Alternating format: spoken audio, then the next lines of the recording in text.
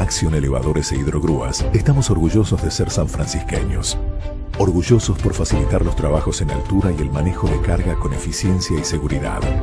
De generar trabajo de calidad con tecnología 4.0 y de exportar nuestro trabajo a más de 20 países. Orgullosos de trabajar con los emprendedores, las instituciones y los clubes locales. Estamos orgullosos de cumplir nuestra misión de crecer y hacer crecer, apuntando cada vez más alto desde nuestra ciudad. Acción, Elevadores e Hidrogrúas. Somos Acron. Estamos aquí, cosechando juntos los frutos de la siembra, enriqueciendo nuestro suelo, apoyando estratégicamente la producción de alimentos, tirando hacia adelante, empujando a plena potencia para dejar buenas huellas. Siempre junto al productor. Acron, siempre Acron.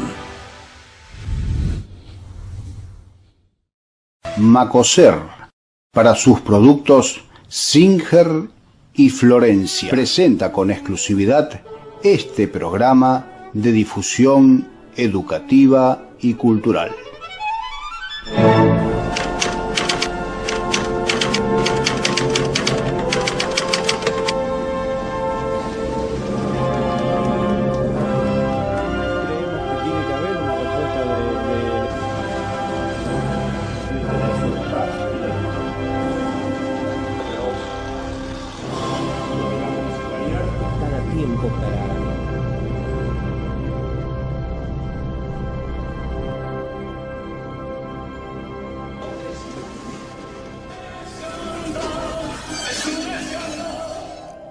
Aquí estamos, otra emisión de Huella, un Huella que atraviesa la década del 90, una década riquísima en debates, en discusiones, también una década que ha tenido cronicadores. Y si hay un hombre que ha sabido cronicar una buena parte de la historia de la ciudad de San Francisco, ese hombre es un periodista que ejerció la mayor parte de su carrera en el diario La Voz de San Justo y que se llamó Juan Carlos Bruch, y que en esta entrevista va a abordar un tema que hace un poco también a la identidad de San Francisco, hace a la identidad de las calles de la ciudad de San Francisco. Arturo, estamos hablando de don Juan Carlos Bruch. Claro, en el año 1992, por una ordenanza de la municipalidad, se decretó que el adoquinado de San Francisco es patrimonio arquitectónico de la ciudad. Bien. En consecuencia, debe ser atendido, cuidado, conservado. Claro, porque hubo una época en que en las grandes ciudades, inclusive creo que en Rafaela, se comenzó a tapar con asfalto. En Villa María. En Villa María, el adoquinado se lo tapaba con asfalto. Y bueno, acá evidentemente no querían que sucediera eso. No, por supuesto. Entonces, fíjate vos también que, por ejemplo, en esta semana, los tribunales de Buenos Aires han ordenado a la Municipalidad de Buenos Aires la reposición del adoquinado en 3 barrios por ser patrimonio arquitectónico de esos lugares. Claro. Era algo que identificaba los barrios. Y bueno, lo levantaron, hicieron pavimento, y ahora la justicia, hubo vecinos que reclamaron, la justicia falló para que la municipalidad reponga el adoquinado, que es un grandísimo trabajo, reponer el adoquinado en esos lugares. En Villa María, como decís vos, se lo ha cubierto ya hace muchos años, más de 20 años, y en la ciudad de Rafaela lo mantienen también todavía, como en el caso de San Francisco, con continuas reparaciones. Precisamente el adoquinado entonces en San Francisco es patrimonio arquitectónico de la ciudad, si bien en muchos lados nosotros vemos que no tiene el mantenimiento que tendría que tener. Hay momentos en que se van aflojando adoquines y se van perdiendo, que hay gente que se los lleva, los tiene como un recuerdo por lo que fuere, y se van perdiendo adoquines originales de, ¿no es cierto?, de la época en que se hizo esa obra, en la década de 1930, y hay muchos otros sectores donde decididamente merecen, ¿no es cierto?, una reparación, porque se va deteriorando cada vez más. Particularmente hay un tramo muy importante de la calle Dante Alighieri que está en malas condiciones. En otros lados se conserva muy bien. en otros lados se conserva muy bien. Es ahí, cerca de la estación terminal de ómnibus, por el peso de los vehículos, en fin, pero en líneas generales el adoquinado de San Francisco está en buenas condiciones. Y esto viene, ¿no es cierto?, desde esa época, de 1992, cuando la municipalidad decide declararlo patrimonio arquitectónico en la ciudad de San Francisco. Y entonces se le ha hecho en aquel momento una entrevista a Juan Carlos Bruch, Claro. que recordaba muy bien cuando se hizo el adoquinado, porque en esa época él era un adolescente, Claro, que había venido a San Francisco para estudiar en lo que era la escuela normal, que estaba todavía donde está ahora la escuela Núñez, en Rivadavia y Paraguay. Hay un par de programas de Huellas donde hablamos Hemos del hablado adoquinado, del- de todas las dificultades que hubo, de los juicios que debieron afrontar algunos de los funcionarios que encararon la obra. Claro, por eso, luego de este programa, ¿no es cierto?, con don Juan Carlos, vamos a repasar aquel Huellas de otro tiempo, donde ahí está el origen, ¿no es cierto?, viene más explicado de lo que fue esta obra, que también, como muchas de las cuestiones públicas en San Francisco, rodeada completamente de polémica Polémicas y escándalos, sí y señor. escándalos, ¿no es cierto? Así que don Juan Carlos ahí narra el origen del adoquinado. El origen del adoquinado y cómo él es un testigo del Claro. momento de la obra, Claro. ¿no es cierto? Todo lo que podemos decir nosotros y lo que hemos dicho en aquel programa también, que vamos a repasar luego, es porque lo hemos leído, porque nos lo han contado. Él estuvo viendo cuando se hacía la obra y le llamaba mucho la atención ver cómo esos obreros eran artesanos, ¿no es cierto?, de la construcción, hacían primero toda una base de hormigón y luego arriba iban los adoquines con una forma muy especial como tienen los adoquines aquí en San Francisco. Así que es un testimonio muy importante porque es alguien que vio cómo se construyó esa obra en una época allá hace ya casi 90 años atrás. Pronto el adoquinado de San Francisco va a cumplir sus 90 años.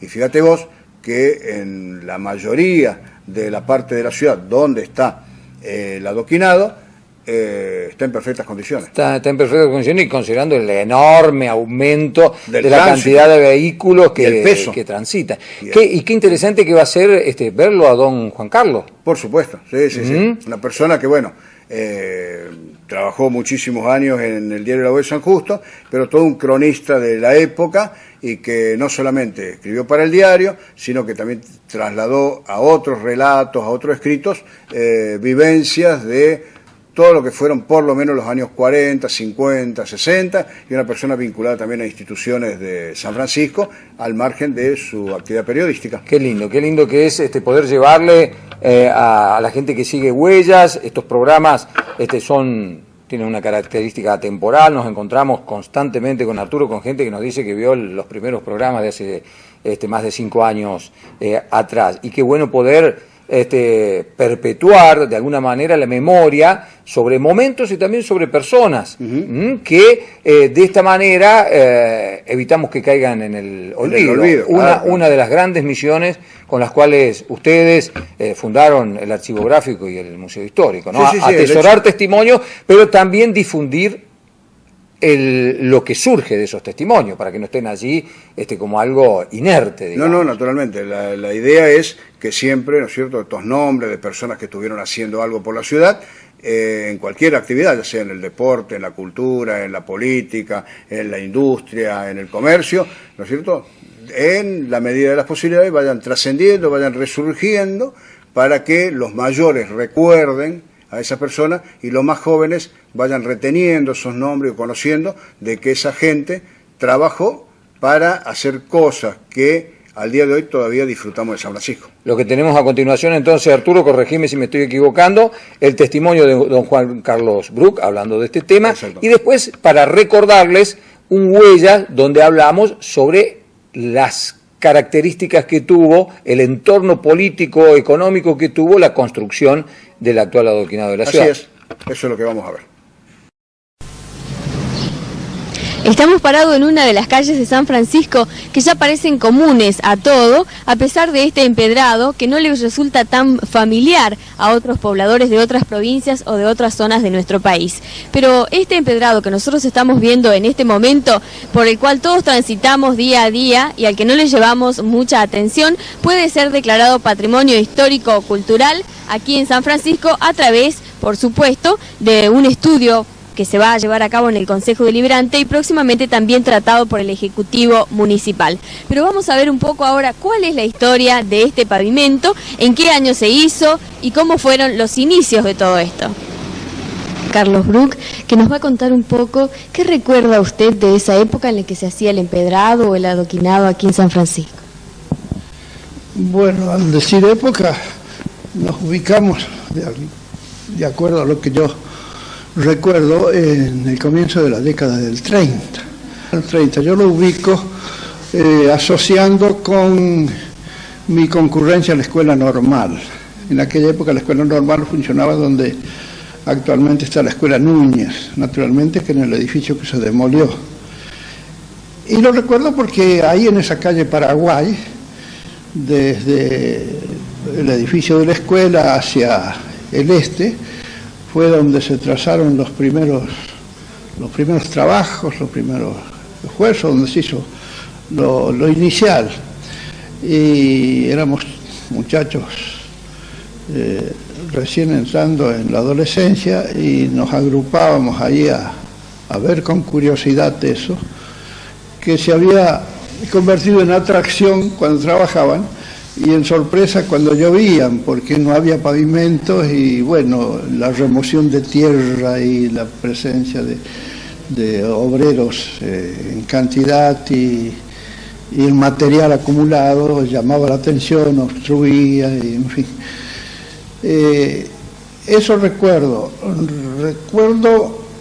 una situación que se planteó a poco de haber comenzado la obra.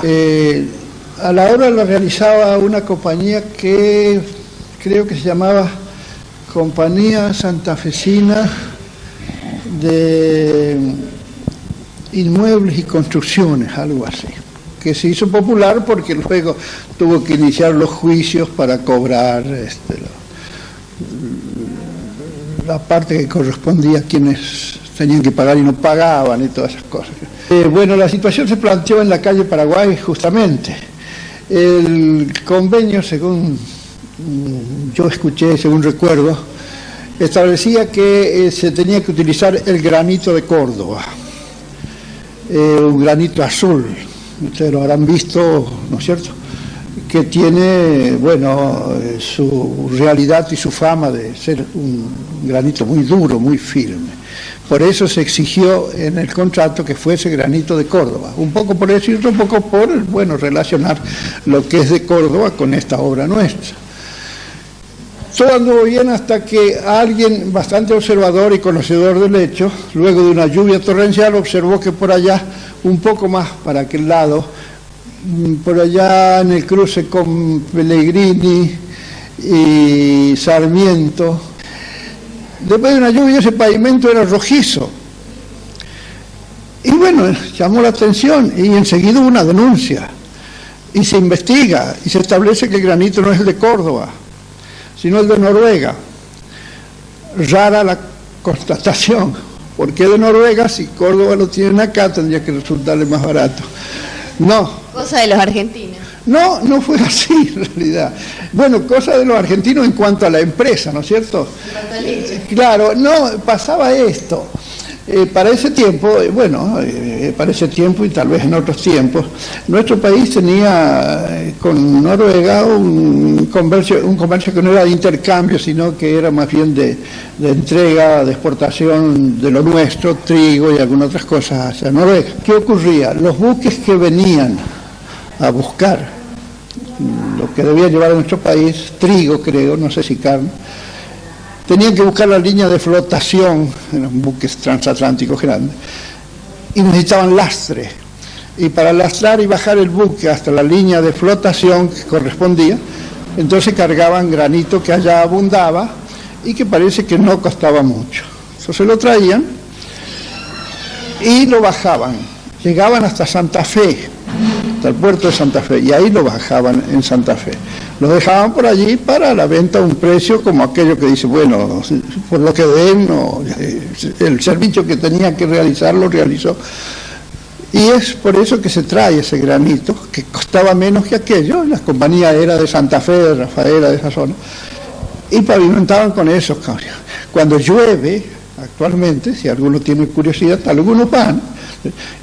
La lluvia es torrencial que lava el pavimento desde la casa del señor Sige, no sé si ustedes lo conocen, allá en Paraguay y Pellegrini, para aquel lado se ve el pavimento rojizo de aquel momento. ¿Por qué fue la reacción? Porque justamente se señalaba que era y es rojizo porque tiene mayor cantidad de sustancias calcáreas que el granito de Noruega. Esa sustancia calcárea es la que le da ese color rojizo. Esa es la anécdota que más o menos quedó de aquello, y bueno, se frenó eso y no se repitió, ¿no es cierto? Por eso en lo que decías recién, una cosa de argentino, bueno, de quienes quisieron hacer eso, pero claro, para sacarlo, para que les costara menos en relación con lo que habían contratado. Fue un trabajo que llamó la atención por lo raro. Venía gente habituada a hacerlo porque en aquella época se hacía mucho pavimento de granito en distintas ciudades. Las ciudades grandes, viejas, tienen mucho granito, y estas ciudades jóvenes lo tomaron en el primer momento. Verlos trabajar en esa forma de círculos, de mariposa, buscándole el ajuste a cada trabajo, era interesante. ¿Se hacía rápido el trabajo? Bastante rápido en relación con lo que uno podía pensar, ¿no es cierto? Porque hay que ver esto. Se hacía la cama, que le llamaban ellos, o sea, preparar el piso de tierra. Luego sobre eso, después de afirmarlo bien, tenían que hacer el hormigón, porque debajo del granito hay una capa de hormigón bastante importante. Y luego sobre ese hormigón, cuando había fraguado otras cosas, se ponía la arena, se llenaba de arena y se iba trabajando con el granito, con los adoquines, colocándolo sobre eso directamente ahí, sin ninguna mezcla, nada de eso. Se trabajaba, pero eso se hacía rápido. Luego venía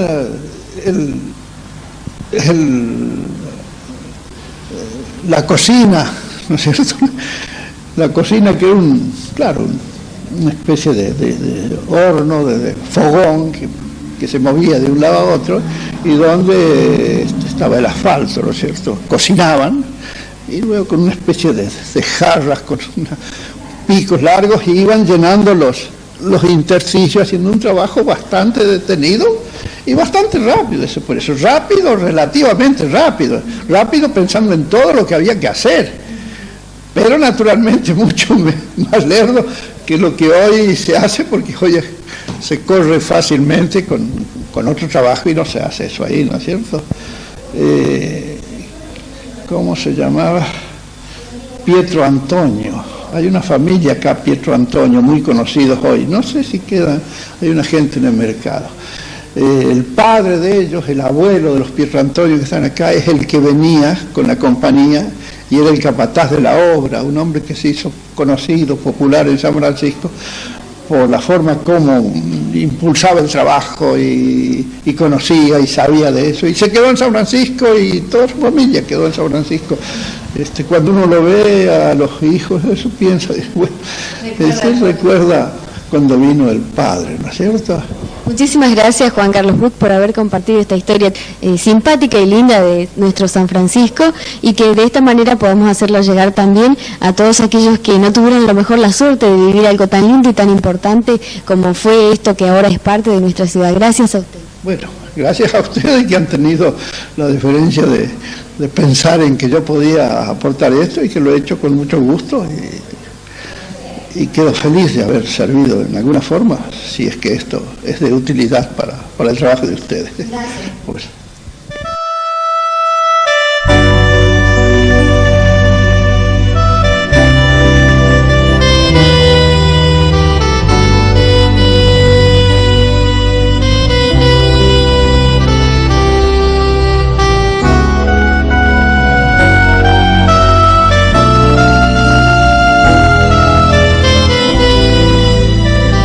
En este nuevo bloque de huellas vamos a repasar la historia de una obra pública que, como vamos a ver, la mayoría de las grandes obras públicas de la ciudad de San Francisco tienen una historia muy rica, pero también una historia con mucha discusión, con mucho enfrentamiento, con muchas denuncias. En este caso específico, Arturo nos va a hacer recorrer la historia del adoquinado de la ciudad de San Francisco, un adoquinado que hoy es un patrimonio cultural de la ciudad y que es una especie de marca también que nos identifica, pero que tiene una historia rica, apasionante, de realizaciones, pero también de enfrentamientos. Arturo,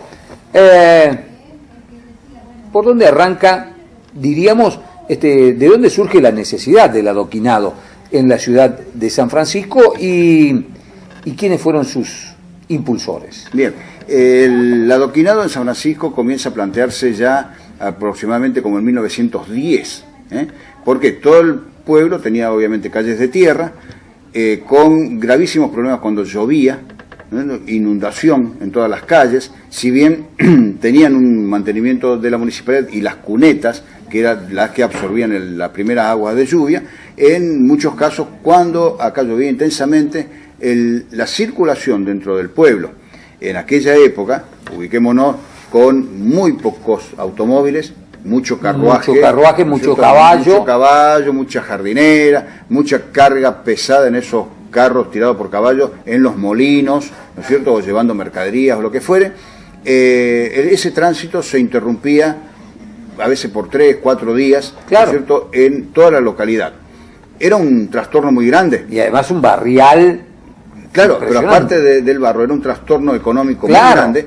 ¿Por qué? Porque precisamente los molinos, que eran los que movían los vehículos más grandes, se veían paralizados o semiparalizados. Claro, no ingresaba la harina o no podían sacar, no ingresaba el trigo, no podían sacar la harina producida, no podían llegar hasta la estación de trenes para hacer los envíos que necesitaban, no podían buscar en la estación de trenes, en las 3 estaciones de trenes, las mercaderías que necesitaban. O sea, era una parálisis de la ciudad a raíz de las lluvias, a raíz de esas lluvias. Entonces se pensó siempre que la solución venía por el lado de hacer un pavimento, un adoquinado, lo que fuese, ¿no es cierto?, que tecnológicamente tenía en aquella... El adoquinado en esa época era la solución, porque el pavimento de concreto todavía no se conocía todavía. Pero sí hay que tener en cuenta que cuando se llega a hacer muchos años después el adoquinado en San Francisco, en la parte inferior del adoquinado hay un pavimento. Hay un pavimento. El tema es que toda la obra pública en aquel momento, por más que sea municipal, siempre era supervisada por la Nación. Sí, señor. O sea que en todo momento tenía que convocarse a ingenieros de obras públicas de la Nación que venían o iban a todos los pueblos, iban a las ciudades a asesorar. Es el caso de San Francisco, en el que en varias oportunidades, así como en otro momento vimos que en el tema del agua venían desde la Nación a hacer los peritajes y ver de qué manera se podía conseguir agua en el subsuelo de San Francisco antes de pensar en el acueducto, en el caso del adoquinado pasaba lo mismo. Entonces, venían de la Nación y vinieron de la Nación a hacer proyectos sobre nivelación de las calles de la ciudad para... ¿Por qué? Porque teníamos que en la zona céntrica, como ocurre todavía en la actualidad, cuando llueve está la inundación. ¿Por qué? Porque el casco céntrico de San Francisco está construido precisamente en el sitio donde antiguamente estaban la zona de lagunas, claro, de esta zona, de esta región, precisamente de esta región. Son zonas bajas, geográficamente. Entonces, la gente de la Nación venía a hacer las nivelaciones. Los planos siempre se guardaban porque en definitiva no se conseguía de ninguna manera el apoyo económico para poderlo hacer, y el grave problema que teníamos en San Francisco era que en todo el centro de la ciudad estaba la estación ferroviaria. ¿Quién paga por eso? Claro. ¿Quién pagaba por eso? Porque esa era una estación que era inglesa y que venía con una ley Mitre que estaba, digamos, liberado de pagar impuestos, tasas y contribuciones, contribuciones, ¿no es cierto? Y eso era una grandísima superficie que había que hacer. El pueblo no tenía todavía la capacidad económica suficiente como para subsidiar a la estación ferroviaria, y entonces las obras se demoraban. En el año 26, no obstante, cuando está Serafín Trigueros de Godoy en la Intendencia, se llama licitación se ponen de acuerdo todos y llaman a una licitación para la primera obra de adoquinado de todo lo que sería el entorno de la estación de trenes y todo el sector que hoy conocemos con el adoquinado, todo el sector que hoy tiene el adoquinado, desde la plaza sur, que es la General Paz, a la plaza norte, que es la Vélez Sarsfield, y entre los bulevares Buenos Aires y Juan B. Justo, ¿no es cierto?, en la actualidad, y Garibaldi, que era el otro, porque todo era Garibaldi, y luego sería Garibaldi e Irigoyen. Todo ese sector, ¿no es cierto?, era el beneficiado, que era lo céntrico del momento, era lo beneficiado con esta obra de adoquinado. El tema es que se llama a licitación, se presentan 6 empresas, y gana una empresa santafesina que se llamaba Bunioni y Guida. Pero cuando surge esta licitación, se le da a la empresa Bunioni y Guida la respuesta de que ellos iban a hacer la obra. Se plantea una cuestión, un conflicto político dentro de la municipalidad, donde algunos concejales, incentivados por personas desde afuera de la municipalidad, comienzan a hacer un movimiento contra el intendente Serafín Trigueros de Godoy, y a la vez acusan a algunos concejales de haber sido beneficiados por la empresa para que acepten esa licitación. ¿Por qué? Porque pocos días antes de que se haga la licitación surgió una iniciativa a nivel popular de que tenía que haber una comisión popular que supervisaba la licitación. Cosa que no se hizo. Cosa que no se aceptó. Al no hacerse al no tener ese control, se aceptó, pero no se formó la comisión. Claro. Al no haberse formado la comisión, la gente de la comisión comienza con las especulaciones hoy sería la coima o la corrupción. Sí, y el debate político, el interés político y todo lo demás. Termina esto con un proceso bastante largo en que terminan exonerando al intendente. Sí, señor, le cuesta el cargo Le cuesta el cargo temporalmente. Temporalmente, después Borrego. ¿Cómo llegan a esto? Por una cuestión de algunos desentendimientos, porque el ánimo estaba muy caldeado, diríamos, al día de hoy, donde había manifestaciones, marchas por las calles, ¿no es cierto?, reclamando para que esa licitación se declare nula. Ingresa gente en algunos momentos al Consejo Deliberante cuando estaban sesionando los concejales para agredirlos, ¿no es cierto?, y conseguir que ellos abandonen la sesión.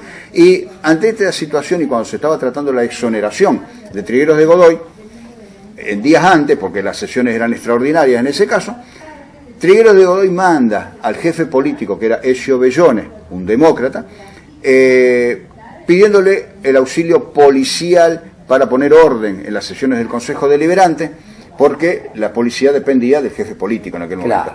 Y el presidente del Consejo Deliberante, que estaba en oposición a Trigueros en ese momento, manda también el mismo pedido, pero al comisario general. Es atendido el pedido del presidente del Consejo Deliberante, porque la nota de Trigueros iba al jefe político. El jefe político en esos días estaba en Córdoba. Claro. Nadie abrió la carta porque era para el jefe político, y entonces no tuvo respuesta. Y la respuesta sí la tuvo la parte policial que había reclamado el presidente del Consejo Deliberante. No sé qué pasaría si los dos hubiesen abierto las cartas y los dos mandaban policía, si iban a enfrentarse a la policía o qué pasaba, porque todos dependían en realidad del jefe político. Pero el caso es que la policía que va a poner orden es la solicitada por el presidente del Consejo Deliberante. Ante la exoneración de Trigueros, y ya pasamos al año 27, es apelada ante el Superior Tribunal de Justicia en Córdoba. Mientras tanto la obra se paraliza. La obra se paralizó, sí. No, directamente esa obra no se hizo nunca. Esa no se hizo nunca. Claro.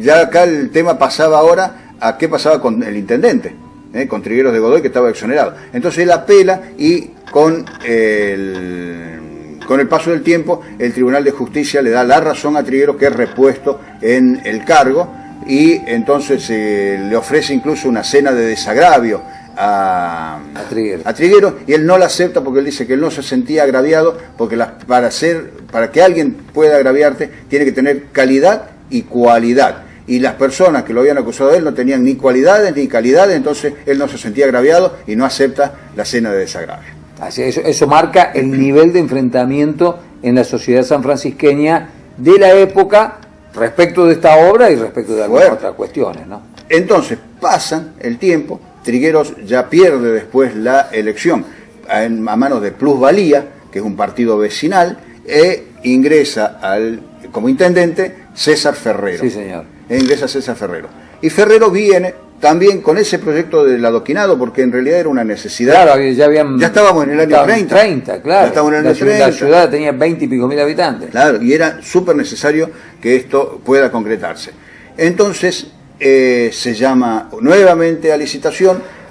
Buñón y Guida, todo esto había iniciado juicios contra la municipalidad por la suspensión de aquella obra del año 26, 4 años después todavía le estaba haciendo juicio a la municipalidad, cosa que no prosperó nunca porque la justicia después dijo que no cabía, porque en realidad nunca le dieron ganó la licitación pero nunca firmaron los contratos, pero ellos insistían en hacer el pleito.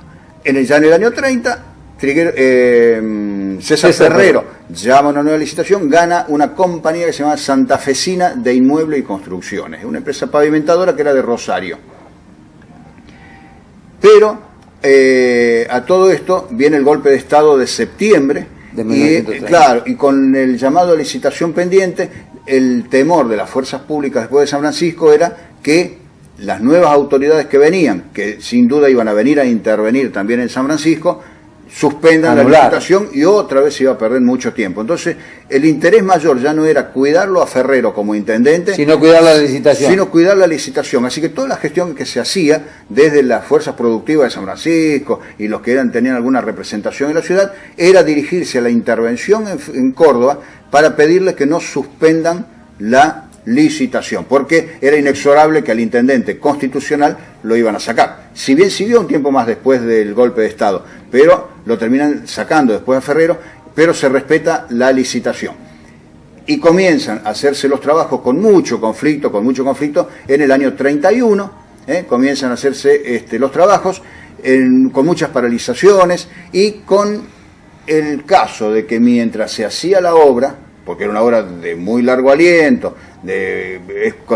hacer primero preparar la calle, hacer el pavimento y sobre el pavimento poner adoquín por adoquín, uno por uno. Nosotros era un trabajo muy grande, muy delicado de artesanos que llevaba muchísimo tiempo. El caso era que a medida que se iba haciendo la obra, también el clima mandaba lluvia. Claro. Y había sectores donde ya estaba hecha la obra y las calles volvían a inundarse como cuando era de tierra. La diferencia era que al tener el adoquinado podías circular sobre el adoquinado, pero la gente esperaba como que no haya agua en las calles. Y entonces eso fue motivo de un montón de conflictos y hasta que la obra, finalmente se termina. ¿En qué año? En el año 34 aproximadamente. Más de 3 años. Más de 3 años, ¿no es cierto? Haciéndola. 34-35 la obra se termina. Una obra que se hizo bien, a la luz de los resultados actuales, todavía lo estamos usando. Fuertísima. Los sectores donde cede el adoquinado es por el pesado tránsito que tenemos en el día de hoy. Claro. Zona de la terminal de ómnibus, donde incluso no se rompe el adoquinado, sino también el pavimento. Se rompe permanentemente, ¿no es cierto? Se ve el Boulevard 9 de Julio con roturas, con baches, a raíz del peso de los vehículos. Hay que tener en cuenta que en la época que se hace el adoquinado, un camión de aquella época y cargado podría ser una camioneta de hoy, una pick-up 4x4 cargada también, ¿no es cierto? O sea, eso era el peso máximo. La terminó la compañía santafesina, es la que la empezó y terminó la obra. Sí, eso sí, con grandes problemas que continuaron con el paso del tiempo. ¿Y en la intendencia quiénes estuvieron en esos 3 o 4 años? Bueno, ahí hubo toda una sucesión de interventores. Claro. Eran todos interventores. Y la termina Trigueros de Godoy. El que había tenido la iniciativa en el año 26. La termina Trigueros de Godoy porque en el año 34 ya Trigueros nuevamente era intendente. Desde el 33 en adelante se llama otra vez a elecciones y Trigueros vuelve a ser intendente, que es el que le entrega después el gobierno de Villafaña. Pero quedaba el planteo de todo lo que era el sector del ferrocarril, que la municipalidad no lo pagó, la empresa ferroviaria tampoco lo pagó, y entonces hubo una demanda judicial. Hubo una demanda judicial contra la municipalidad, porque el contratista era la municipalidad. Claro. Eso se prolongó con el paso del tiempo hasta los años 40 y se soluciona cuando el Estado se hace cargo en el año 47 con la nacionalización de los ferrocarriles. Entonces ahí el Estado es el que paga, pero la obra de contribución por 15 años después.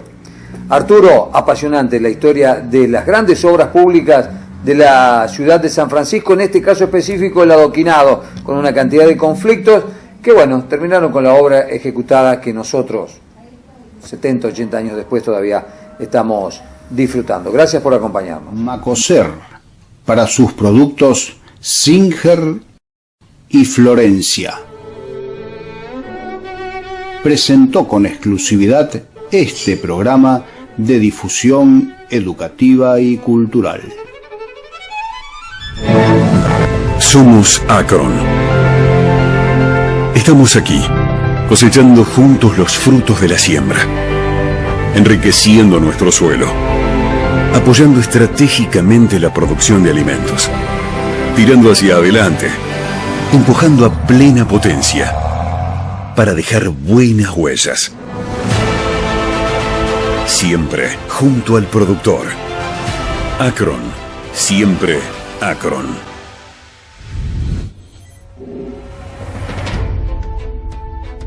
En Acción Elevadores e Hidrogrúas estamos orgullosos de ser sanfrancisqueños. Orgullosos por facilitar los trabajos en altura y el manejo de carga con eficiencia y seguridad. De generar trabajo de calidad con tecnología 4.0 y de exportar nuestro trabajo a más de 20 países. Orgullosos de trabajar con los emprendedores, las instituciones y los clubes locales. Estamos orgullosos de cumplir nuestra misión de crecer y hacer crecer, apuntando cada vez más alto desde nuestra ciudad. Acción, Elevadores e Hidrogrúas.